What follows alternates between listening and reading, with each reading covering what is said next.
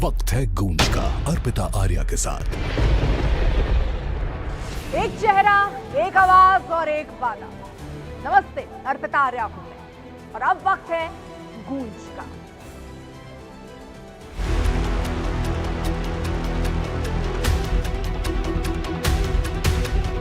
मुख्यमंत्री के चेहरे के तौर पर किसी मुसलमान की घोषणा करें कि अगला जो मुख्यमंत्री होगा वो अखिलेश यादव नहीं होंगे बल्कि मुसलमान मुख्यमंत्री होगा।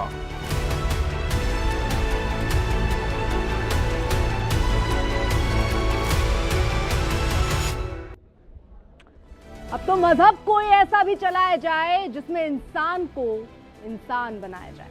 गोपाल दास नीरज इस दुनिया में नहीं है, लेकिन उनकी ये पंक्तियां आज भी चीख चीख कर कह रही हैं कि काश कोई आए और हिंदू मुसलमान की खाई फाट कर इंसानियत की मशाल जलाए। अब ये मुमकिन भी होगा तो कैसे? अब उत्तर प्रदेश में धर्म के आधार पर सीएम पद की मांग पर नई बहस छिड़ गई है। दरअसल उत्तर प्रदेश चुनाव में ठीक पहले ऑल इंडिया मुस्लिम जमात के अध्यक्ष शहाबुद्दीन रिजवी ने समाजवादी पार्टी के सामने एक ऐसी गुगली फेंक दी जो ना निगलते बन रही है और ना उगलते। मौलाना साहब की दलील है कि समाजवादी पार्टी के MY समीकरण मुस्लिम कितने 22% और यादव 7%। लिहाजा अखिलेश यादव खुद को हटाकर मुस्लिम चेहरे को सीएम कैंडिडेट बनाए। मतलब मौलाना साहब समाजवादी पार्टी की पुरानी परंपरा ही खत्म करने की ठान बैठे। मौलाना रिजवी अखिलेश यादव को एक चिट्ठी भेजते हैं। सिर्फ चिट्ठी नहीं, धमकी भरे अंदाज में कह रहे हैं और लिख रहे हैं कि अगर उनकी मांग नहीं मानी गई तो मुसलमान समाजवादी पार्टी को वोट देने पर पुनर्विचार करेगा। मौलाना अखिलेश को यह भी एहसास करवाते हैं कि मुलायम सिंह यादव और अखिलेश यादव मुसलमानों के दम पर ही मुख्यमंत्री की कुर्सी तक पहुंचे हैं। अब मौलाना ने मोर्चा खोला तो AIMIM भी मुस्लिमों को रिझाने में लग गई। AIMIM का कहना है कि मुसलमानों ने 34 साल तक समाजवादी पार्टी को वोट दिया। मुसलमानों ने 4 बार समाजवादी पार्टी का मुख्यमंत्री बनाया भाई। लेकिन अब जब मुख्यमंत्री मुसलमान होने की बात हो रही तो साथ देंगे क्या? हम केवल दरी बिछाने के लिए हैं क्या? ये सिर्फ मुसलमान वोट की डकैती का षड्यंत्र कह रहे हैं। अखिलेश ईमानदार हैं तो मुस्लिमों को सीएम चेहरा घोषित करें। और इसी बीच ऑल इंडिया मुस्लिम जमात की चिट्ठी बम के बाद समाजवादी पार्टी का PTA मॉडल संकट में आ गया और सवाल कई उठने लगे। पहला बड़ा सवाल है कि क्या धर्म के आधार पर सीएम कैंडिडेट की मांग जायज है? दूसरा सवाल है कि क्या मौलाना ने अखिलेश यादव की मुश्किलें बढ़ा दी हैं? तीसरा बड़ा सवाल है चुनाव से पहले मुस्लिम चेहरे की मांग से समाजवादी पार्टी को क्या नुकसान होगा? चौथा बड़ा सवाल कि क्या यूपी के मुस्लिम रिजवी बरेलवी की मांग का समर्थन करेंगे? और पांचवा बड़ा सवाल, क्या इससे अखिलेश के PDA मॉडल का खेल बिगड़ सकता है? छठवां सवाल कि क्या मौलाना की इस मांग से AIMIM को फायदा होगा? सातवां सवाल, क्या ये मांग बीजेपी के लिए बोनस साबित होगी? हालांकि इससे पहले चुनाव के आंकड़े अगर देखें तो साफ तौर पर दिखाता है कि मुस्लिम वोट एक तरफा समाजवादी पार्टी की ओर जाता रहा है। जरा ये समीकरण देखिए। यूपी में मुस्लिम वोटर किधर रहे? 2017 के विधानसभा चुनाव, 2022 के विधानसभा चुनाव, 24 के लोकसभा चुनाव के आंकड़े दे रहे हैं। बीजेपी चुनाव दर चुनाव जो मुस्लिम मतदाता है वो कम होते गए। यानी पहले 6%, फिर हालांकि 22 में थोड़ा जंप मिला, 8% तक पहुंचे। लेकिन आप लोकसभा का देखें तो 2% पर आ गए। वहीं अगर आप समाजवादी प्लस यानी समाजवादी के साथ और भी जो गठबंधन देखते रहे, जो बनते रहे, 2017 में 65%, 22 में बढ़ा, 24 यानी लोकसभा में 92% तक पहुंच गया। यानी मुस्लिम जो है वो भरोसा समाजवादी पार्टी पर जताते रहे और इसीलिए कह रहे भाई हक दीजिए हमारा। कहां है हमारा हक? वहीं BSP को अगर देखिए तो 19% 17 में, 22 में 6 और 5, यानी BSP के जो मुस्लिम मतदाता जो उनको वोट करते हैं ना, छटकते गए और कहां पहुंच गए? समाजवादी पार्टी के साथ। इसीलिए कह रहे हैं आप पे इतना भरोसा किया है तो कम से कम उसका फल भी मिले। डिक्लेयर कर दीजिए कोई मुस्लिम कैंडिडेट। दरअसल वो ये चाह रहे हैं। अब जरा आपको एक बार बयान सुनवा देते हैं वो क्या कह रहे हैं, जिससे आप समझ पाएंगे कि मांग कैसी उठी और कितनी मुश्किलें यहाँ पर समाजवादी पार्टी की बढ़ गई। इन लोगों को किसी को विधानसभा में भेजने का काम किया मुसलमानों ने, किसी को लोकसभा में भेजने का काम किया। इस तरीके से पूरे अखिलेश यादव के परिवार को मुसलमानों ने नवाजा। अखिलेश यादव के परिवार पर मुसलमानों का बहुत बड़ा एहसान है। इस वजह से मैंने पत्र के माध्यम से उनसे मांग की है कि 2027 के चुनाव के लिए मुख्यमंत्री के चेहरे के तौर पर किसी मुसलमान की घोषणा करें कि अगला जो मुख्यमंत्री होगा वो अखिलेश यादव नहीं होंगे बल्कि मुसलमान मुख्यमंत्री होगा। वो अपनी ही पार्टी के किसी मुसलमान को मुख्यमंत्री बनाने का ऐलान करें। सबसे पहले दानिश अंसारी साहब हमारे साथ इस वक्त जुड़े हैं, यूपी के मंत्री हैं और एक लौते कह सकते हैं, और बहुत शुक्रिया आप हमारे साथ जुड़े। आपने ये पूरा बयान तो सुन ही लिया होगा। मेरा पहला सवाल आपसे यही है कि क्या ये मांग जायज है? हेलो, सॉरी मैं समझ नहीं पाया। ठीक सर, मैं थोड़ा रेफरेंस दे दूं क्योंकि शायद आप कहीं जा रहे हैं, व्यस्त भी लग रहे हैं। रेफरेंस सर, क्योंकि देखिए समाजवादी पार्टी को बकायदा चिट्ठी लिखी गई है जिसमें कहा गया है कि मुसलमानों से आप वोट तो लेते रहे लेकिन आप मुख्यमंत्री या कोई बड़ा पद नहीं देते रहे। वो सीधे तौर पर चैलेंज कर रहे हैं कि आप मुख्यमंत्री बनाइए, नहीं तो हम अब सोचेंगे आपको वोट करना है या नहीं करना है। तो ये मांग जायज है या नहीं? देखिए, सबसे अच्छी बात यह है कि समाजवादी पार्टी का जो असली चेहरा है वो चेहरा अब बेनकाब हो रहा है। धीरे धीरे प्रदेश का और देश का मुसलमान ये समझ रहा है कि जो चंद ऐसी पार्टियां हैं जिन्होंने मुसलमानों के नाम पर राजनीति करके मुस्लिम वोट बैंक के ताकत से सत्ता की कुर्सी पे बैठ के उन्होंने कभी भी मुसलमानों के भला का कोई काम नहीं किया है। ये बहुत अच्छी बात है कि आज का जो मुसलमान है ये जागरूक है। ये बहुत बड़ा संदेश है उन सभी दलों के लिए ये कि आज अगर आपको वोट चाहिए, वोट लेना है, तो अब मुसलमानों को बरगलाना, बहलाना, फुसलाना, मुसलमानों को गुमराह करना अब ये बंद करना पड़ेगा। अब मुसलमानों के विकास के लिए आपने क्या काम किया, मुसलमानों की हिस्सेदारी सुनिश्चित की, राजनीतिक रूप से हिस्सेदारी कैसे आपने सुनिश्चित की, सामाजिक रूप से आपने हिस्सेदारी कैसे सुनिश्चित की, आर्थिक रूप से हिस्सेदारी कैसे सुनिश्चित की, इन मुद्दों पे अब मुसलमान बात करना चाहता है। यानी आप ये कह रहे हैं ये मांग जायज है या नहीं? मतलब उत्तर प्रदेश में अगर सरकार बन जाती है अखिलेश यादव की तो उनको मुसलमान सीएम बना देना चाहिए? देखिए, सबसे पहले बात तो उत्तर प्रदेश में समाजवादी पार्टी 2027 में, 2032 में, 2037 में किसी भी टाइम आप ये कह रहे हैं वो आने नहीं वाले हैं? पार्टी के सर आने ही वाले नहीं है। देखिए, सबसे पहली बात। और दूसरी बात ये है कि जवाबदेही अब तय करनी पड़ेगी। अब ये मुसलमान अगर सवाल पूछ रहा है, मैं भी एक मुस्लिम समाज का नौजवान हूँ, मैं भी समाजवादी पार्टी से सवाल पूछ रहा हूँ कि 2012 से लेकर 17 तक जब समाजवादी पार्टी का शासनकाल, 2 मिनट में बता दूं, शासनकाल था 2012 से लेकर 17 तक समाजवादी पार्टी का, तो समाजवादी पार्टी ने मुस्लिम बाहुल क्षेत्रों में, अल्पसंख्यक पिछड़े बाहुल क्षेत्रों में, पसमानदा बाहुल क्षेत्रों में कितने हॉस्पिटल बनाए, स्कूल बनाए, कॉलेज बनाए। ये बात सवाल प्रदेश का आम मुसलमानों से पूछ रहा है। ऐसा कोई काम समाजवादी पार्टी ने अपने टेन्योर में नहीं किया। आप कह रहे हैं कि अब मुसलमान सवाल पूछ रहा है, तो सवाल आप भी पूछते हैं क्या अपनी पार्टी में कि ऐसा क्यों किया गया कि पूरे केंद्र में देखिए एक भी मुसलमान मंत्री नहीं है, यूपी में एक अकेले इकलौते आप हैं? देखिए, उत्तर प्रदेश और देश में जब केंद्र में मोदी सरकार आती है और उत्तर प्रदेश में जब योगी सरकार आती है, तो हमने प्रधानमंत्री मोदी जी ने 2014 में शपथ लेने के बाद, 2014 में जब पहली बार शपथ ली प्रधानमंत्री नरेंद्र मोदी जी ने, तो मोदी जी ने कहा कि मुस्लिम समाज के नौजवानों के एक हाथ में कुरान और एक हाथ में कंप्यूटर होना चाहिए। यानी हम धर्म के साथ साथ आधुनिक शिक्षा मुख्य धारा से जुड़े, और इसके लिए 14 के बाद लगातार केंद्र सरकार ने काम किया।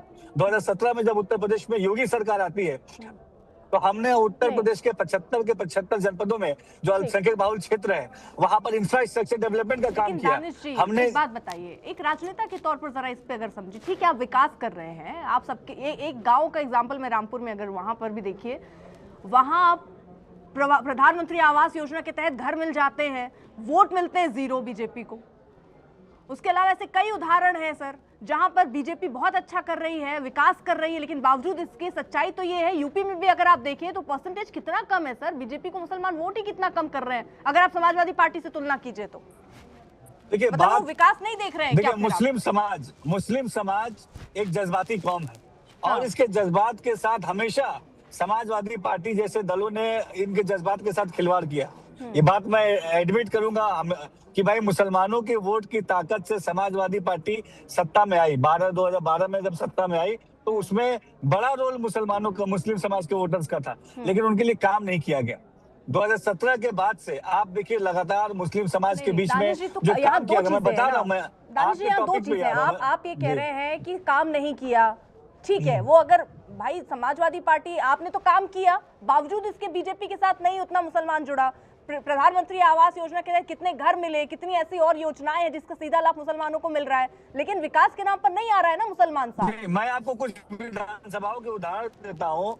उत्तर प्रदेश में 2023 में उपचुनाव होता है आजमगढ़ में और रामपुर में। रामपुर और आजमगढ़ के अल्पसंख्यक बहुल जो बूथ है, उन बूथों के आंकड़े को अगर आप उठा के देखेंगे तो आप ये मानेंगे, आप ये समझेंगे, आप ये जानेंगे कि वहां पर मुस्लिम समाज के वोटरों ने वोट दिया है। कुंदरकी में विधानसभा का उपचुनाव होता है अभी पिछले साल, जहां पर 65% से अधिक मुस्लिम आबादी है कुंदरकी विधानसभा में। वहां पर इतने बड़े मार्जिन के साथ भारतीय जनता पार्टी का प्रत्याशी जीत के आता है। ये साफ बताता है कि मुस्लिम समाज के वोटरों का माइंडसेट बदल रहा है। वो माइंडसेट बदल रहा है। एजुकेशन और एम्प्लॉयमेंट आज मुसलमानों के मूल मुद्दे हैं। इस पे जो भी पार्टी काम करेगी मुसलमान उनके साथ जुड़ेगा, ये साफ और स्पष्ट संदेश है। इसी तरीके से 2023 के निकाय चुनाव में उत्तर प्रदेश में 2023 में निकाय चुनाव होता है। उस निकाय चुनाव में भारतीय जनता पार्टी ने 30 से अधिक चेयरमैन, नगर पालिका और नगर पंचायत के चेयरमैन की टिकट भारतीय जनता पार्टी ने मुस्लिम समाज के लोगों को दिए। मैं इस समय आजमगढ़ क्रॉस कर रहा हूँ। आजमगढ़ में एक मुबारकपुर नगर पालिका है, बहुत बड़ी नगर पालिका है। यहाँ पर भारतीय जनता पार्टी के ने अपना प्रत्याशी मुस्लिम समाज का एक व्यक्ति को उतारा था। और मैं आपको आंकड़े से बता दूं कि 2018 में इसी मुबारकपुर नगर पालिका में देखिए हमने कितने मुसलमान उतारे। आप विधानसभा में कितने टिकट देते हैं? केंद्र जब लोकसभा के चुनाव हुए तो कितने मुसलमान आपने उतारे मैदान में, ये बता दीजिए। और अगर यही नेतृत्व की बात है, आप ये कह रहे हैं कि मुसलमानों का मन बदल रहा है, तो आप भागीदारी क्यों नहीं बढ़ा देते हैं अगर मन बदल रहा है? मैं सिर्फ अकेले, मुझे जब आप बात करनी पड़ रही है तो सिर्फ एक अकेला नाम मुझे दानिश आजाद अंसारी क्यों नजर आ रहा है फिर? नहीं, देखिए ऐसे बहुत सारे नाम हैं सेंट्रल गवर्नमेंट में भी, स्टेट गवर्नमेंट में भी, जहां किसी को एमएलसी बनाया गया है, किसी को राज्यसभा बनाया गया है, किसी को निगम बोर्ड आयोग का चेयरमैन बनाया गया है, किसी को दर्जा प्राप्त राज्य मंत्री बनाया गया है। ऐसे बहुत सारे नाम हैं। तारिक मंसूर साहब, अभी आज की डेट में कितने मंत्री हैं? यूनिवर्सिटी के अंसारी साहब, अलीगढ़ मुस्लिम यूनिवर्सिटी के मंत्री कितने हैं सर? आप कह रहे प्रतिनिधित्व ना, तो मंत्री कितने हैं आपके यूपी में या केंद्र में कितने मंत्री हैं? उत्तर प्रदेश में एक पिछड़े गरीब समाज के एक नौजवान दानिश आजाद अंसारी को उत्तर प्रदेश में मंत्री बनाया गया। यानी पूरा मुस्लिम समाज जो है वो इसी से पेट भर ले, इसी से संतुष्ट हो जाए। नहीं, एक मंत्री तो है भाई, दानिश आजाद अंसारी तो है। राजनीतिक रूप से हमने 2023 में टिकट दिया। नगर पालिका में हमने, नगर पंचायत में, बड़ी बड़ी नगर पालिकाओं में हमने मुस्लिम समाज के कैंडिडेट्स को टिकट दिया। 250 से अधिक पार्षद के और सभासद के टिकट हमने, हमारे सहयोगी दल भारतीय जनता पार्टी और सहयोगी दलों ने भी तमाम मुस्लिम समाज के कैंडिडेट्स को टिकट दिया। ऊपर की मैं बड़ी लकीर की बात कर रही हूँ, मैं विधायकों की बात कर रही हूँ, मैं सांसदों की बात कर रही हूँ, मैं बात कर रही हूँ मंत्री पद की। वो सब तो नहीं मिल रहा है सर। एक सच एक दिल पे हाथ रख के बताइएगा, एक मुसलमान होने पर आपको लगता है कि वो प्रतिनिधित्व जितना मुसलमान समाज का होना चाहिए वो नहीं मिल पा रहा है अभी? लगता है आपको कभी? देखिए, मैं ईमानदारी से एक मुस्लिम समाज का एक नौजवान होने के नाते, एक भारतीय जनता पार्टी का नेता होने के नाते ईमानदारी से बता रहा हूँ कि मुस्लिम समाज के ओवरऑल डेवलपमेंट का जो काम भारतीय जनता पार्टी की डबल इंजन की सरकार में हुआ, ऐसा पहले किसी भी सरकार में ऐसा नहीं हुआ। शिक्षा पे बात कीजिए आप फिर आप विकास की बात कर रहे हैं दानिश जी, मैंने मान ली। और मैं ये तो खुद कह रही हूँ कि बहुत सारी योजनाएं जिसका लाभ मुसलमानों को मिल रहा है, ये तो मैं भी कह रही हूँ, ये बात आप भी कह रहे हैं। मैं दूसरी बात कह रही हूँ, मैं कह रही हूँ आप दिल पर हाथ रख के बताइए, आपको लग रहा है कि जो प्रतिनिधित्व मुसलमानों का होना चाहिए वो नहीं है? एक अकेले इकलौते आप, ये खटास मन में कभी आती है, ये टीस लगती है आपको? और हमारी भारतीय जनता पार्टी और हमारी सहयोगी दल में क्या में लीडरशिप है। रामपुर के स्वार विधानसभा से हमारे सहयोगी दल के हमारे एक अंसारी साहब वो विधानसभा के टिकट पे जीत के आए। हमारे आरएलडी से हमारे मुस्लिम समाज के विधायक जीत के आए। हमारे जेडीयू से बिहार में हम वहां से मुस्लिम समाज के प्रत्याशी जीत के आए, वहां पे मिनिस्टर। तो ऐसे बहुत सारे एग्जांपल हैं। इस बात से इनकार नहीं कर सकते कि अगर आंकड़ों को मतलब अगर आप उठाते चले जाएंगे ना, तो जितने मुस्लिम कैंडिडेट्स आप उतारते तो उससे कम करते गए। सीधा गणित यही होगा कि वो वोट करते नहीं हैं, तो यानी वोट जिताओ कैंडिडेट को आप उतारिए। तो इसमें कहीं ना कहीं उनकी भी खामी है। मुसलमान आपकी योजनाओं को समझ नहीं पा रहे हैं, आपके विकास के एजेंडे को समझ नहीं पा रहे हैं, उनका कुछ अलग एजेंडा है और पार्टी भी अपनी तरीके से सोच रही है भाई अब जब आप वोट ही नहीं कर रहे हो तो क्यों दे टिकट, है ना? सिंपल सी यही बात है ना दानिश जी। देखिए, बात सिंपल सी है कि ये जो नई भाजपा है, ये भारतीय जनता पार्टी है। प्रधानमंत्री मोदी जी के लीडरशिप में, उत्तर प्रदेश में मुख्यमंत्री योगी आदित्यनाथ जी के लीडरशिप में हम माइनॉरिटीज के डेवलपमेंट को स्पेसिफिकली और टारगेट के एंगल के साथ हम माइनॉरिटीज के डेवलपमेंट के लिए काम कर रहे हैं। उनको शिक्षा से जोड़ना, उनको रोजगार से जोड़ना, उनको एम्प्लॉयमेंट से जोड़ना, क्वालिटी ऑफ एजुकेशन से जोड़ना, जिस चीजों पे काम पिछले दशकों में नहीं हुआ। ठीक है दानिश जी, ये दोनों अलग बातें हैं क्योंकि इस पर हम बार बार वही हम चर्चा कर ही रहे हैं। आप ये बात जो कह रहे हैं सर, ये और मुसलमानों को समझाने की जरूरत है, उनको ये बताने की जरूरत है कि भाई आप देखिए कि आपका राजनीतिकरण कौन कर रहा है और आपका विकास कौन कर रहा है। बहुत बहुत शुक्रिया। लेकिन सर वो मैं देखूंगी कि अब यूपी इलेक्शन सामने है सर, उसमें मैं एक बार फिर डेटा निकालूंगी, एक बार फिर आपसे जुड़ूंगी, जिसमें मैं ये देखूंगी कि कितने परसेंटेज बड़े मुसलमानों के, क्या वो विकास के एजेंडे पर आगे बढ़े। बिल्कुल बिल्कुल दानिश जी, फिर एक बार आपसे बात करूंगी और वो परसेंटेज के साथ कि देखिए कितना मुसलमान वोटर बढ़ा या नहीं बढ़ा। बहुत बहुत शुक्रिया दानिश जी। 2027 में भारतीय जनता पार्टी की सरकार बनेगी और इसमें एक अहम और महत्वपूर्ण किरदार उत्तर प्रदेश के मुस्लिम समाज के पिछड़े पासवान समाज के। अगर आप वापस सरकार बनी तो आप मंत्री तो रहेंगे ना सर? देखिए, भारतीय जनता पार्टी एक बहुत विशाल परिवार है और इसमें मंत्री पद पाने के लिए, विधायक पद पाने के लिए कोई भी कार्यकर्ता काम नहीं करता। राष्ट्र हित सर्वोपरि, प्रदेश का हित सर्वोपरि, जनता का हित सर्वोपरि, इस एंगल के साथ हम काम करते हैं। मैं चाह रही हूँ आप इसी पद पर रहें और फिर हम इसी तरह चर्चा में जुड़े। बहुत बहुत शुक्रिया, बहुत बहुत शुक्रिया आपका। हम भी यही रहेंगे। बहुत बहुत शुक्रिया। चलिए अब आगे बढ़े और चर्चा में जो खास मेहमान इस वक्त जुड़ चुके हैं उनका तारुफ करा दें। मौलाना शहाबुद्दीन रिजवी बरेलवी नेशनल प्रेसिडेंट हैं ऑल इंडिया मुस्लिम जमात के, वो इस वक्त जुड़े हुए हैं। शादाब चौहान प्रवक्ता AIMIM के हैं, वो हमारे साथ हैं। सुबीर खान नेशनल कोऑर्डिनेटर राष्ट्रीय जागरण अभियान की है। धर्मेंद्र यादव प्रवक्ता समाजवादी पार्टी के। बरेलवी साहब, सबसे पहले क्यों लिखने की नौबत आई? ऐसी चिट्ठी लिखने की क्या जरूरत है? चुनाव के लिहाज से या फिर आपको अब जाकर लगा कि आपको अपना वो प्रतिनिधित्व नहीं मिल रहा है? देखिए मोहतरमा, बहुत दिनों से उत्तर प्रदेश के मुसलमानों के जज्बात और एहसासात इस तरह के थे और बहुत सारे ऐसे लोग हैं जो कह नहीं पाते हैं, जुबान नहीं बन पाते, आवाज़ नहीं बन पाते। तो इस वजह से लोगों के दरमियान चर्चाएं थीं और लोग कहते थे बराबर मेरा जाना आना पूरे उत्तर प्रदेश के 75 ज़िलों में होता है, तकरीर करने के लिए, जलसा जुलूस करने के लिए। तो ये एहसासात थे, तो इन एहसासात की तर्जमानी करते हुए मैंने अखिलेश यादव को पत्र लिखा। अच्छा, और कोई रिवर्ट आया? कुछ उन्होंने बोला आपसे, आपको मिलने के लिए बुलाया या बोला कि नहीं नहीं हम सोच रहे हैं या कुछ? नहीं, ऐसा कहीं कुछ नहीं आया, ना कोई जवाब आया, ना कुछ आया, ना कुछ आया और आ भी नहीं सकता है। उल्टे फोन आए मेरे पास में लोगों के, जो समाजवादी पार्टी के लोग हैं, डराने और धमकाने के फोन आए। मतलब और समाजवादी पार्टी के नेता आपको डरा रहे हैं कि ऐसा क्यों बोला?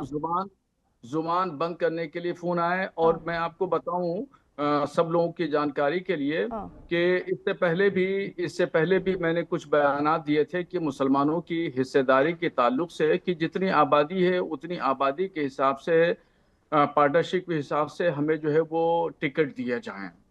तो इस पर भी मेरे पास में धमकी भरे फोन आए लोगों के। मैंने कोतवाली में, थाना कोतवाली बरेली में मैंने उनके खिलाफ FIR तक भी लिखवाई थी। तो इस तरीके से देखिए, ये जमहूरी निज़ाम है, जमहूरी निज़ाम में हर आदमी को अपनी बात कहने का हक है और यही हमारे हिंदुस्तान की खूबसूरती है। अच्छा, ये तो बताइए, कोई ऐसा करार हुआ था क्या समाजवादी पार्टी के साथ कि भाई हम आपके साथ रहेंगे इतने सालों बाद, कभी तो आपको मुसलमानों की याद आएगी और कभी आप हमें नेतृत्व देंगे? ऐसी कोई डील हुई थी क्या आपकी? नहीं, जब डील हुई थी तो उस वक्त तो हम बहुत छोटे थे। उसके बाद में डील हुई थी? हाँ, डील हुई थी तो हम बहुत छोटे थे। हमारे बुजुर्गों ने डील की थी मुलायम सिंह यादव से। क्या डील थी सर? मुलायम सिंह, ये 89 की बात है। अच्छा। और 89 से लेकर के अब तक बहुत बदलाव आ गया और मुलायम सिंह यादव अब नहीं रहे।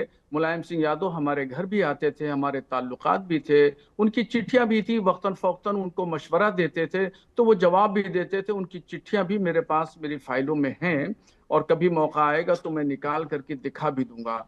तो मुलायम सिंह यादव की समाजवादी पार्टी में और अखिलेश यादव की समाजवादी पार्टी में जमीन व आसमान का फर्क है। वो मुसलमानों के मजहबी रहनुमाओं से मिलते थे, जुलते थे, बातचीत करते थे, मसाइल पर गंभीरता से विचार करते थे, और हम लोग कभी या उलमाए कराम जाते थे या मुस्लिम संगठन के लोग जाते थे तो सर, गंभीरता क्या फिर आप इतना बड़ा फैसला ले सकते हैं कि अगर वो आप आपकी बात नहीं मानते? क्योंकि अब तो ये दिख गया ना, आप ये कह रहे हैं आपको धमकाया जा रहा है, इसका मतलब आपकी बात मान नहीं रहे हैं, आपकी बात में सोच ही नहीं रहे हैं, आपको और चुप कराने की कोशिश हो रही है। अब क्या करेगा मुस्लिम समाज? अब किसे चुनेगा? अब देखिए, वो दूसरों को तो कहते हैं, वो दूसरों को तो कहते हैं कि किस तरह की भाषा बोली जा रही है। उनके प्रवक्ताओं ने कल मुझे बहुत गालियां दी, बहुत बेपनाह गालियां दी, मगर मैं आपको बताऊं कि मुसलमान जो है वो मोहब्बत करता है तो खुल के मोहब्बत करता है, और दुश्मनी करता है तो खुल के करता है। तो अभी मोहब्बत बची है या दुश्मनी शुरू हो गई है सर? ये मैंने तो दुश्मनी नहीं की, मैंने तो जमहूरी निजाम के तहत जो संविधान ने हमें इजाजत दी उसके तहत हमने उनको पत्र लिखा। मगर मैं आपको बता दूं कि मैं मजहबी रहनुमा हूं और मुझे आलिम दीन अल्लाह ताला ने बनाया है, तो जितनी भी गालियां समाजवादी पार्टी देगा, धर्मेंद्र यादव साहब, मुसलमान खिसकेगा। सर, सालों से मुसलमान आपको वोट करता रहा, परसेंटेज में मैंने आपको दिखाया चुनाव दर चुनाव, 17 में 65%, 22 में 82%, लोकसभा में अभी हाल फिलहाल देख लीजिए तो 92%। इतना भरोसा किया सर, और आप उनको गाली भिजवा रहे हैं, उनको कह रहे हैं ऐसी बातें मत कहो। अर्पिता जी, समाजवाद दुनिया की सबसे मजबूत विचारधारा है। मुझे पूरा विश्वास है कि रजवी साहब भी समाजवादी विचारधारा से सहमत होंगे, और इस दुनिया का जो सबसे बड़ा बदलाव कोई विचारधारा कर पाई है तो वो समाजवाद विचारधारा ही कर पाई है। तो मुझे पूरा विश्वास है कि रजवी साहब समाजवादी विचारधारा को समझेंगे और भारत के लोकतंत्र की खूबसूरती को समझते हुए भारत के संविधान में जो अधिकार मिले हैं, जो संविधान के मूल्य हैं, उस मूल्य को भी समझेंगे। क्या है अधिकार सर? वो अधिकार ये है कि यूपी में 10-11% जो यादव है वही कुर्सी में बैठा रहेगा, और जो मुसलमान है 20% से ज्यादा, उससे सर जो टुकड़ा फेंका जाए समाजवादी पार्टी की तरफ से, उसको उसी में पलना पड़ेगा। कृपापात मंत्री का भाषण आपने 10 मिनट सुनवा दिया, उनको टिकट नहीं मिला था, जो आपके दानिश आजाद साहब थे टिकट नहीं मिला था। भारतीय जनता पार्टी ने एक भी मुसलमान को टिकट नहीं दिया था। किसी भी पार्टी का दायित्व है, वो मंत्री बना रहे हैं, आप मुख्यमंत्री का ऐलान कर दीजिए। अब सुन लीजिए ना मेरी बात, रजवी साहब को मंत्री बना देगी भारतीय जनता पार्टी आपके शो में आने के बाद। अगर भारतीय जनता पार्टी के लिए काम करना है, मेरे शो में आने के बाद मुख्यमंत्री बन जाते हैं। मेरी बात सुन लीजिए, आप वरिष्ठ पत्रकार हैं, कम से कम इस बात को समझिए। देश के सामने एक गलत नैरेटिव अगर पेश करती है तो इससे आप पे भी सवाल खड़े होते हैं। बताइए धर्मेंद्र जी, मैं सही ये बता रहा हूँ, अब सुनेंगी तभी बताऊंगा। कोई भी राजनीतिक दल भारत के अंदर किसी भी जाति या धर्म को अपना टिकट देता है और जनता उसको जीताती है या हराती है, जनता का फैसला होता है। जब हमारे विधायक जीत कर आते हैं तो भारतीय संविधान के अनुसार सारे विधायक अपने विधायक दल का नेता चुनते हैं, जिसे हम बाद में मुख्यमंत्री कहते हैं। अब रजवी साहब चाहे आज ही मुख्यमंत्री की घोषणा हो जाए, मतलब टिकट मिला नहीं, चुनाव हुआ नहीं, विधायक जीते नहीं और आज ही ऐलान हो जाए। अब इनकी समझ को मैं क्या कहूं, इतने पढ़े लिखे व्यक्ति लगते हैं, उम्र दराज भी लगते हैं। आज लोकतंत्र का मजाक बनाने के लिए भारतीय जनता पार्टी कहने पे इस तरह के बयानात शोभा नहीं देते। मुझे शायद याद नहीं आ रहा होगा धर्मेंद्र जी, सुनिए अब मेरा सवाल सुनिए ना, अब मेरा सवाल सुनिए। मुझे शायद याद नहीं आ रहा, समाजवादी पार्टी में यादव परिवार के अलावा शायद कोई मुख्यमंत्री बना हो। मुझे शायद मैं भूल रही हूँ, क्योंकि आप कह रहे हैं ना कि ये विधायक दल का नेता चुनता है, तो चुना होगा तो ऐसे भी, क्योंकि आप मुझे ये तो या तो क्लियर बता दीजिए कि वो जो सीट है वो यादव परिवार के लिए रिजर्व है, खत्म बात वहीं पर। अर्पिता जी, अगर आपको लोकतंत्र का मजाक बनाना हो अपने शो के अंदर, इसमें मजाक सवाल पूछना मजाक, आपको अगर माहौल बनाना हो वो अलग बात है। भारतीय जनता पार्टी पर्ची निकाल के मुख्यमंत्री बनाती है, आपने कभी एक बार भी सवाल नहीं खड़ा किया। क्यों नहीं पूछा? देश के प्रधानमंत्री ने कहा मैं 75 साल में रिटायर हो जाऊंगा, भारतीय जनता पार्टी के संविधान में लिखा हुआ है, उसको दरकिनार कर दिया। अभी वैसे भी भारतीय जनता पार्टी में कभी भी राष्ट्रीय अध्यक्ष का चुनाव नहीं हुआ, पर्ची से चुनाव होता राष्ट्रीय अध्यक्ष का। उनके पास लोकतंत्र मतलब अपने आप को बचाने के लिए जितनी दलीलें हैं वो आप दे देंगे। कहाँ तक जाए मुझे बताइए, जितनी दलीलें आपके पास वो आप दे देंगे। जायज है मुझे बताइए। हाँ, लोकतंत्र में विधायक दल का नेता ही तो मुख्यमंत्री बनता है। विधायक जिसको अपना नेता मानेंगे, रजवी साहब को मान लेंगे, चाहे आपको मान लेंगे, चाहे मुझे मान लेंगे, वो मुख्यमंत्री बनेगा। रजवी साहब के पर्ची से मुख्यमंत्री थोड़ा बनता है, तो भारतीय जनता पार्टी की परंपरा है। ओके, भारतीय जनता पार्टी को पर्ची भेजते हैं, भाई उनकी एक परंपरा उस तरह से कर रहे हैं। अब वो मुसलमान ही अपने आप में ख्याली पुलाव बनाए हुए हैं कि कभी उनको समाजवादी पार्टी उनके प्रेम का एक रिजल्ट दे देगी और कुर्सी पर बैठा देगी, तो ये तो उनकी गलतियां है ना, ये तो मुसलमानों की गलतियां। आपने क्यों सोचा ऐसे? चाहे लोकतंत्र को खत्म कर दे, क्यों सोचा ऐसा शादाब? बना दे, वहाँ इनकी चिट्ठी नहीं जाएगी। ठीक है धर्मेंद्र यादव, देखिए असल बात है। ठीक है सर, ठीक है धर्मेंद्र जी, अब आगे बढ़ने दीजिए और मेहमानों के पास। शादाब, अर्पिता जी, आपने जो आंकड़े बताए हैं कि किस प्रकार से मुसलमानों ने समाजवादी पार्टी पे विश्वास किया, वही बात हम कह रहे हैं पिछले 2 साल से कि 34 सालों से समाजवादी पार्टी पर मुसलमानों ने विश्वास किया, लेकिन बदले में न शैक्षिक उन्नति, न सामाजिक उन्नति, न सम्मान, न सुरक्षा। और अभी हमारे धर्मेंद्र भाई ने कहा, बड़ी अच्छी बात कही कि जब चुनकर ही नहीं आए विधायक तो कैसे घोषित कर दें। चलिए आपकी बात को मान लेते हैं। अभी जब विधानसभा का चुनाव हुआ 2022 में, तो मुसलमानों के दम पर आपको 100 से ज्यादा विधायक मिले और 3 ब्राह्मण विधायक जीत करके आए। उसमें से आपने मनोज पांडे को नेता विपक्षी दल बनाया, किसी मुसलमान को नहीं बनाया। लेकिन जब मनोज पांडे भाजपा ही हो गए, उसके बाद भी आपने माता प्रसाद पांडे जी को बनाया, कि किसी मुसलमान को नहीं बनाया। दूसरी चीज ये है कि 20% मुसलमानों ने आपको लगातार जब वोट दिया है, तो एक बार बड़ा दिल दिखा करके कहिए ना कि 5 साल अगर हमारी सरकार चलेगी, 2 साल मुसलमान को बनाएंगे, 2 साल दलित को बनाएंगे, 1 साल दलित 1 साल अति पिछड़े को बनाएंगे, तो पीडीएफ पूरा हो जाएगा। और पीडीएम करिए उसको। आप तो मेरा नाम भी नहीं लेना चाहते सर। हम हिस्सेदारी की बात कर रहे हैं, पॉलिटिकल रिप्रेजेंटेशन की बात कर रहे हैं, जिसकी बात बाबा साहब अम्बेडकर ने कही थी। हमारे नेता बैरिस्टर ओवैसी साहब ने कहा कि आओ मिल करके बीजेपी को हराते हैं, हमारे दरवाजे खुले हुए हैं, हम मिलकर के हराना चाहते हैं भारतीय जनता पार्टी को। सेकुलर वोटों का बंटवारा रोकने के लिए। धर्मेंद्र यादव मुस्कुरा रहे हैं, इसमें मुस्कुराने की बात नहीं है सर।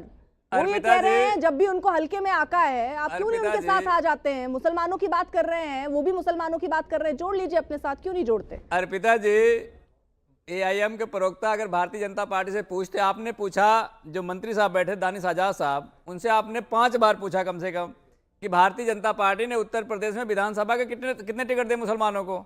वो नहीं बता पाए, वो पार्षद बताने लगे उसके बाद। फिर आपने टोका भी उनको, जब आपने पूछा कि लोकसभा में कितने टिकट दिए तो नगर पालिका बताने लगे। बता रहे 3 ब्राह्मण जीत के आए, आपने उनमें से किस तरह नेतृत्व थमा दिया? पार्टी से भी सवाल पूछ लेते कि भारतीय जनता पार्टी ने कितने टिकट विधानसभा के मुसलमानों को दिए। एक सेकंड धर्मेंद्र जी, एक सेकंड जरा। धर्मेंद्र जी, बार-बार ये नहीं हो सकता ना, मैं आपके पास आऊं और आप मुझे कहें कि बीजेपी से पूछो। आप मुझे बार-बार ऐसे नहीं कह सकते। मैं आपसे पूछ रही हूं, समाजवादी पार्टी से पूछूं कि ना पूछूं? मुसलमान हो चाहे कोई अन्य हो, मुसलमान के अलावा किसी और धर्म का भी हो, वो बहुत इंटेलिजेंट है, ये जानता है कि उसका हित कहां पे सुरक्षित है, उसके अधिकारों की रक्षा कौन कर रहा है। आपने कहा कि मुसलमान समाजवादी पार्टी को करता है। आप ये समझ रहे होंगे ना, ये जो बरेलवी साहब कह रहे हैं, समाजवादी पार्टी में हिंदुओं का विश्वास है, समाजवादी पार्टी में हर जाति हर धर्म का विश्वास है। 30 से 40, एक हमने इसीलिए तो अयोध्या में भारतीय जनता पार्टी को हरवाया था। भारतीय जनता आप कहीं और लेके जा रहे हैं।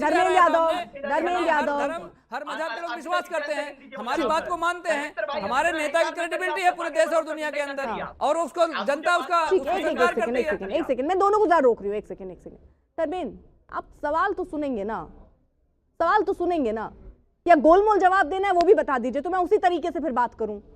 सीधा सवाल पूछ रही हूं, या तो आप जवाब नहीं देना चाह रहे हैं, आप गोल गोल घुमा दे रहे हैं।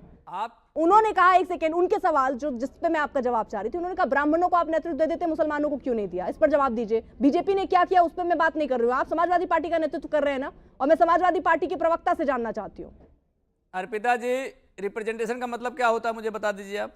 मुख्यमंत्री एक बनता है, नेता प्रतिपक्ष एक बनता है, जिस भी जाति धर्म का बन जाएगा बाकी लोगों को हटा दिया गया, इसका मतलब। बाकी जो और पद हैं इस हमारे पार्टी के अंदर, जो और पद है, ठीक है, अभी हमारी पार्टी में प्रदेश अध्यक्ष कौन है मुझे बताइए? श्यामलाल पाल जी हैं। तो पाल का रिप्रेजेंटेशन नहीं है क्या, मुझे बताइए? और समाजवादी पार्टी ने कितने बड़े मुस्लिम नेता बनाए हैं बताइए मुझे? आपका शो कम पड़ जाएगा। ब्राह्मण नेताओं को कितना समाजवादी पार्टी ने रिप्रेजेंटेशन दिया है? हमने भारतीय जनता पार्टी से एक बार पूछ लीजिए कि भारतीय जनता पार्टी ने मुख्यमंत्री ब्राह्मण क्यों नहीं बना दिया? मुसलमानों को क्या ब्राह्मण ने भारतीय जनता पार्टी को वोट दिया, क्यों नहीं मुख्यमंत्री बना दिया? अच्छा, आपने अपनी पिच बदल ली है क्या धर्मेंद्र यादव? नहीं, क्यों नहीं? आपने पिच बदल ली है, एमवाई की जगह अब आपको भी उस पिच पे खेलना है। बात करने लगती है अर्पिता जी, आपको भी उस पिच पर खेलना है, सीधा यही नजर आ रहा है। आप अब पाल साध रहे हैं, ब्राह्मण साध रहे हैं, मुसलमानों पर नहीं बोल रहे हैं। आपके शो पे रजवी साहब पक्ष में चल रहे हैं, मैं विपक्ष में चल रहा हूँ, तो उनको बोल दीजिए कि भारतीय जनता पार्टी के ही हैं रजवी साहब। अच्छा। आपने पक्ष लिखा हुआ है अपने शो के अंदर रजवी साहब के सामने, तो जब पक्ष के हैं तो निश्चित रूप से वो हमारी कमियां बताएंगे, वो हमें क्रिटिसाइज करेंगे। ठीक है, अपने फायदे के लिए, अपने भारतीय जनता पार्टी एक के फायदे रिएक्शन के जरा लिए। आप ले लो। और ये बहुत बड़ी चीज कह दी उन्होंने बरेलवी साहब, वो कह रहे हैं कि आप तो बीजेपी के हैं, है क्या ऐसा? एक छोटा सा जवाब जरा दे दीजिए, फिर मैं आ रही हूँ शुभोई आ रही हूँ उसके बाद। वो कह रहे हैं बीजेपी के हैं आप। हाँ, मैं आपको जवाब दे रहा हूँ। देखिए, सपा के प्रवक्ताओं के पास न प्रूफ नहीं है, सबूत नहीं है, दलील नहीं है, इसी वजह से इस तरीके से उल जलूल इल्जाम लगाते हैं। ये हर एक के ऊपर बीजेपी का टैग लगाने की कोशिश करते हैं। और मैं चैलेंज करता हूँ रजवी साहब, इस शो में लिखा हुआ है, जिस शो में आप बैठे हो ना, गूंज न्यूज 18 का शो है गूंज, और गूंज में लिखा हुआ है पक्ष में बैठे हैं। आप देख लीजिए पक्ष में बैठे हैं कि नहीं बैठे हैं, लिखा हुआ है। मैंने वही बात पढ़ के बता दी। जब आपको फोन किया होगा चैनल वालों ने तो बताया होगा कि आपको पक्ष में बैठना है, बीजेपी के साथ बैठना है। धर्मेंद्र यादव, आज आपने इतनी जलेबी बना दी है कि हलवाई भी शर्मा जाए। रुक जाइए एक सेकंड। चैनल पे लिखे चल रहा है, पूरा देश देख रहा है। पक्ष का मतलब क्या है? वो अपनी बात क्या कह रहे हैं और आप क्या कह रहे हैं? गलत तरीके से कोट मत कीजिए धर्मेंद्र यादव। चैनल पे चल रहा है, मैं अरे धर्मेंद्र यादव, ठीक है, आप मुश्किल है, मैं ये कह रही हूँ। अच्छा सुनिए, उन्होंने सवाल उठाया इसलिए वो पक्ष, आपको जवाब देना होगा इसलिए आप विपक्ष दूसरी तरीके से बात कीजिए उस पर, ठीक है? यार पिताजी, मैं तो यही बता रहा हूँ ना। अरे एक सेकंड सर, इससे कुछ होगा नहीं। मुसलमान नाराज हो गए ना सर, बहुत दिक्कत हो जाएगी समाजवादी पार्टी को, उस पर ध्यान दीजिए। जरा आगे बढ़ रही हूँ, रोकिए जरा, आवाज कम कीजिए, आवाज कम कीजिए। ऐसे चीखा चिल्ली नहीं चलेगी ना, यहाँ पे चर्चा चल रही नेशनल चैनल पर। सुबोई खान, एक रिएक्शन जरा आपका मैडम। अर्पिता जी, मैं किसी के बीच में नहीं बोली और अपेक्षा करती हूँ कि कोई मेरे बीच में नहीं बोलेगा, क्योंकि पैनल पे जितने भी लोग दिख रहे हैं, अनलाइक ऑल ऑफ देम, मैं किसी राजनीतिक दल का हिस्सा नहीं हूँ और मेरा जो भी वर्जन है वो राष्ट्र जागरण अभियान की ऑफिशियल स्टेटमेंट है। हम लोग ड्राइंग रूम एक्टिविज्म नहीं करते हैं, मुसलमानों के साथ काम भी कर रहे हैं और पूरे देश में 20 या 22 से ज्यादा प्रदेशों का प्रवास कर चुके हैं। खास तौर से उत्तर प्रदेश में 80 जिलों में से कम 30 जिलों में हम पर्सनली जमीन पे, ग्राउंड पे जाकर काम कर चुके हैं। ठीक है, सबसे पहले तो मैं देखिए, अब ये देखिए, अभी धर्मेंद्र यादव, मैं राउंड ऑफ, आप लोकतंत्र की बात करते हैं, सबको बोलने की आजादी की बात करते हैं। देखिए ये काम, उसके बाद आप उनको भी नहीं बोलने दे रहे हैं। सर, महिला ही है पैनल में एक इकलौती, नहीं होंगे तो 85 होंगे। मैं तकरीबन बोल रही हूँ, तकरीबन प्रवास करके आई हैं, 80 नहीं होंगे 85 होंगे, 85 नहीं होंगे, 90 छोटापन है अर्पिता जी, ये छोटापन है। ये है तर्कों पे बात ना करने देना। चैनल पे आप जिलों की संख्या को गलत बताओगे तो क्या प्रवास किया, 4-5 को इतना बड़ा नंबर नहीं होता है।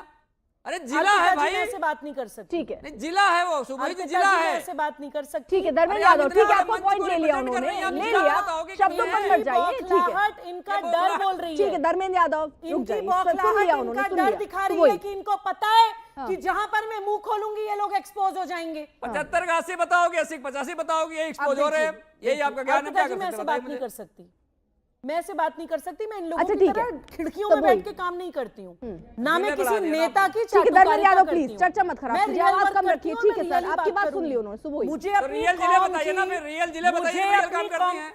अर्पिता जी, इनकी आवाज कम करवाइए। रुक जाइए जरा, आवाज कम करिए। पीसीआर, आवाज कम कीजिए उनकी एक बार, आवाज कम हर करवाइए। किसी को उसमें नहीं बोलेंगे धर्मेंद्र यादव, ये कोई तरीका नहीं हुआ। मैं आपको पूरा मौका दे रही हूँ, एक सेकंड। सुबोई, आवाज कम कीजिए। सुबोई, अर्पिता जी देखिए, इस तरह की बहस से पता चलता है कि ये लोग मुद्दों पे काम किसी भी तरह का करना चाहते ही नहीं है।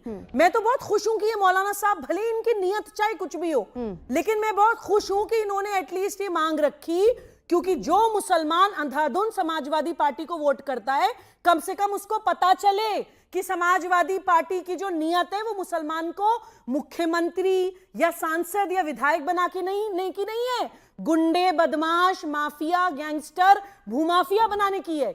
मैं उत्तर प्रदेश की बेटी हूं। 2017 से पहले उत्तर प्रदेश के लड़कों के, बच्चों के हाथ में यही समाजवादी पार्टी की सरकार हथियार देकर, कट्टो देकर सड़कों में बदमाशी करिए, माफ करिए। सुबोई, मेरा एक काउंटर है, आप अर्पिता जी, सुबोई आप मुझे सुनिए, आप क्योंकि वो आपके साथ ही बैठे हुए हैं, वो आपके साथ बैठे हुए हैं, यहाँ से तो मैं आवाज कम करा सकती हूँ, वहां से उनका चिल्लाना कम नहीं कर सकती। मैं बात नहीं कर सकती, धर्मेंद्र यादव क्या हो गया है आपको सर? क्या हो गया है?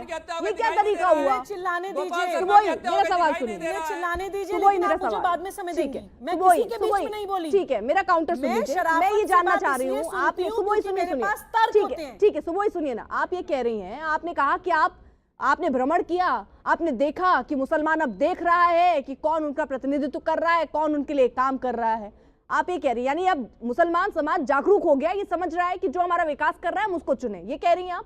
देखिए अर्पिता जी, मैं ये कह रही हूँ कि आज सोशल मीडिया का जमाना है। हाँ। पहले सालों तक मुसलमान बेवकूफ बना, अब मुसलमान कम से कम ये सवाल करने लगा है कि अगर ये AIMJ या ये एमएम या ये कांग्रेस या ये समाजवादी पार्टी, यही सारे ना, अगर सुबोई, ये आप हमारे ये कह रही हैं हितैषी कि हैं, मुसलमान तो समझने हम लगा है कौन आज उसका भी विकास कर रहा है। 90% तक सुबोई, गरीब क्यों है? सुबोई, ये सवाल मुसलमान ठीक है, करने ठीक है, ठीक लगा है। है। अरे मेरा सवाल सुनिए, मैं कह रही हूँ आप यही कह रही हैं, लब्बो लबा पूरा यही है ना कि आप ये कह रही हैं मुसलमान समझ रहा है कि कौन उनका भला कर रहा है, कौन उनका भला नहीं कर रहा है, यही है ना? नहीं नहीं अर्पिता जी, मैं ये नहीं कह रही कि मुसलमान ये समझ रहा है कि कौन बुरा कर रहा है, कौन भला कर रहा है। मैं ये कह रही हूँ कि मुसलमान कम से कम ये समझ रहा है कि कुछ तो गलत हमारे साथ हो रहा है। अल्पसंख्यक तो उनको सही क्यों नहीं दिख रहा? सुबोई, मेरा सवाल इसलिए है, ये लोग नेता बने चले मैं ये पूछ रही हूँ, तो उनको ये क्यों नहीं दिख रहा कि उनका सही कौन कर रहा है? एक सेकंड, आज भी सब्जी बेच रहे हैं, लेकिन ये क्यों नहीं दिखता सुबोई कि उनके साथ क्या सही हो रहा है? मैं एक उदाहरण रख देती हूँ, रामपुर लोकसभा चुनाव में। सुबोई एक सेकंड, सुबोई एक सेकंड, सवाल पूछना ठीक है, ओके, समाधान मिलने में अभी समय है। ओके सुबोई, मैं बोलूँ समय है, मैं आपको उसका भी कारण बोलना ठीक चाहती है हूँ। सुबोई एक सेकंड, मैं कारण जान लूंगी, क्योंकि मैं ये कह रही हूँ, आप ये कह रही है ना कि वो धीरे धीरे समझ रहे हैं, थोड़े बहुत समझने लग गए हैं, तो ये समझ में क्यों नहीं आता? एक उदाहरण रख रही हूँ मैं आपके लिए भी, पैनल के लिए भी और जनता के लिए भी। रामपुर लोकसभा चुनाव में एक गांव के पोलिंग बूथ पर बीजेपी का खाता भी नहीं खुला, जबकि प्रधानमंत्री आवास योजना के तहत 532 घर दिए गए। बीजेपी का प्रत्याशी शून्य पर रहा। मुसलमानों की आबादी 100% है। 2322 वोट पड़े और समाजवादी पार्टी का प्रत्याशी जीत गया। यानी अच्छा सवाल आपने किया, विकास नहीं, जो बीजेपी को हराए मुसलमान उसके साथ। अर्पिता जी, मुझे इसका भी मुझसे जवाब ले लीजिएगा, क्योंकि आपने सही व्यक्ति से सही सवाल किया है। ना मैं बीजेपी की अंधभक्त हूं, ना मैं बीजेपी की अंध विरोधी हूं। मैं आपको बिल्कुल फैक्चुअल जवाब दूंगी। अभी मैंने सिर्फ उन्हीं पार्टियों के नाम लिए जो मुसलमान की राजनीति करते हैं। मैं ये मानती हूं कि इवन बीजेपी से भी दो गलतियां होती हैं। कुछ बीजेपी के कट्टर नेता कभी मुसलमान का नाम लेकर इस्लाम के नाम पर, प्रॉफिट के नाम पर नेशनल टीवी पे आके गालियां दे देते हैं। तो अगर प्रधानमंत्री या उनके नेतृत्व में कुछ अच्छे काम हो भी रहे हैं, उन सब पे पानी फिर जाता है, क्योंकि मैं ये बात मानती हूं कि मुसलमान एक इमोशनल कौम है, एक भावनात्मक कौम है। आप उसको कितना भी दे दीजिए, अगर आप उसके मजहब को क्रिटिसाइज कर देंगे, इमोशनली हर्ट होगा, आपको वोट नहीं देगा, पहली बात। ठीक है। दूसरी बात, मैं ये मानती हूं कि भारतीय जनता पार्टी से एक गलती और हो रही है मुसलमानों के मामले में, कि जो अल्पसंख्यकवाद की राजनीति पिछली सरकारें करती आ रही थी, वही सेम अल्पसंख्यकवाद की राजनीति इवन बीजेपी भी कर रही है। अपीजमेंट पॉलिटिक्स कई जगह बीजेपी भी कर रही है। वो लोग ऐसे मुस्लिम फियर्स लीडर्स को आने ही नहीं देना चाहते राजनीति में, जो रिफॉर्मर्स हो। उनको सिर्फ ये चाहिए कि हाँ भाई, स्टेटस को बना रहे। ठीक है बरेलवी साहब, मेरा एक ये उदाहरण, ठीक है सुबोई, बरेलवी साहब, मेरा ये एक उदाहरण जो मैंने आपको दिया, जहां पर इतना काम करने के बाद भी बीजेपी इतना काम कर रही है और आप उनको जो वोट ही नहीं कर रहे, तो कोई क्यों करे? MP राधा मोहन दास ने दरअसल राज्यसभा में पूरा एक आंकड़ा दे दिया कि कैसे कैसे हम सरकार जो है वो अल्पसंख्यकों के लिए काम कर रही है, खासतौर पर मुसलमानों के लिए। जनधन योजना जो है 42% जो है मुसलमानों को मिल रहा है। आपका प्रधानमंत्री आवास योजना 31%, उज्ज्वला योजना 37%, मुद्रा योजना 36%, स्किल इंडिया 22%। ऐसी कई योजनाएं हैं जिसका लाभ सीधे तौर पर मुसलमानों को मिल रहा है, लेकिन फिर भी उनको भरोसा बीजेपी पर नहीं है, उनको उन पे ही भरोसा है। विकास मतलब आपके लिए विकास एजेंडा है ही नहीं क्या? आप तो कह रहे हैं ना कि आपकी बात सुनी नहीं जा रही है, आपको तो डराया धमकाया जा रहा है। देखिए, जो आपका सवाल है वो बिल्कुल ठीक है, 100% सही है, और उसका एक जवाब मोहतरमा सुबोही खान साहिबा ने दिया है। और दूसरा जवाब मैं आपको ये दूं कि गवर्नमेंट, चाहे स्टेट गवर्नमेंट की स्कीमें हो या सेंट्रल गवर्नमेंट की, सारी स्कीमों से सब लोगों को फायदा पहुंच रहा है। उसमें मुसलमानों को भी फायदा पहुंच रहा है। ऐसा नहीं है कि मुसलमान उससे अलग हो, बिल्कुल बराबर मुकम्मल तरीके से फायदा पहुंच रहा है। मैंने खुद डिस्ट्रिक्ट मजिस्ट्रेट से एक बार मैंने पूछा था ये आवास योजना के ताल्लुक से, तो उन्होंने एक शेरगढ़ ब्लॉक की लिस्ट मंगवा करके मुझे दी और बताया कि देखिए, तो उसमें 80% मुसलमानों के मकान बने हुए थे और 20% गैर मुस्लिमों के मकान बने हुए थे। तो यहाँ जो खाका है वो गुर्बत का खाका है। गुर्बत, चूंकि गुर्बत मुसलमानों में ज्यादा है तो इसलिए मुसलमानों को फायदा ज्यादा मिल रहा है। अब रह गई बात वोट देने की, तो वोट देने की वजह यह है, वोट कहीं देता है और बहुत ज्यादा नहीं देता, बस कुछ ही परसेंट देता है, ठीक है, ज्यादा परसेंट नहीं देता है। कुछ प्रत्याशियों के हिसाब से, जैसे हमारे यहाँ एक मेरे मित्र हैं, गवर्नर हैं, सर मुझे एक छोटा सा रिएक्शन धर्मेंद्र यादव से भी लेना है। जी सर, धर्मेंद्र यादव साहब, मुसलमान ये जो साहब कह रहे हैं 30 से 40 जो है सीटों पर इनका असर होता है, MY समीकरण में अगर M खिसक गया तो कैसे बनाएंगे सत्ता? अर्पिता जी, आपने सारी योजनाओं का लाभ बता दिया कि भारतीय जनता पार्टी की इस योजना का लाभ इतना मिल रहा है, फलानी योजना का लाभ इतना मिल रहा है। ठीक है, एक जो सबसे महत्वपूर्ण योजना है भारतीय जनता पार्टी का, फर्जी इनकाउंटर। फर्जी इनकाउंटर में भारतीय जनता पार्टी ने उत्तर प्रदेश में सबसे ज्यादा मुसलमानों का इनकाउंटर किया, ठीक है, दूसरे नंबर पे ब्राह्मणों का इनकाउंटर किया। तो इस तथ्य और इस योजना को भी देश को बताने की जरूरत है। मतलब अभी जो मैं भाप पा रही हूँ, मैं जो भाप पा रही हूँ सर, ये जो पिच बदल दी है आपने ना, ये पिच बदल दी है समाजवादी पार्टी ने। हाल फिलहाल आप देख रहे होंगे ना, अखिलेश यादव कैसे मंदिर मंदिर जा रहे हैं, कैसे वो अपनी पिच बदल रहे हैं। यहाँ ये समझ में आ रहा है कि यहाँ पर आपको सिर्फ मुसलमान पर केंद्रित नहीं रहना है, थोड़ा ब्राह्मण कार्ड, दलित कार्ड, ये सब भी खेलिए। सत्ता में आने और मलाई खाने का पूरा ये समय जो है नजर आता है। फिलहाल गूंज में अभी के लिए इतना ही। आप देखते रहिए News 18 इंडिया।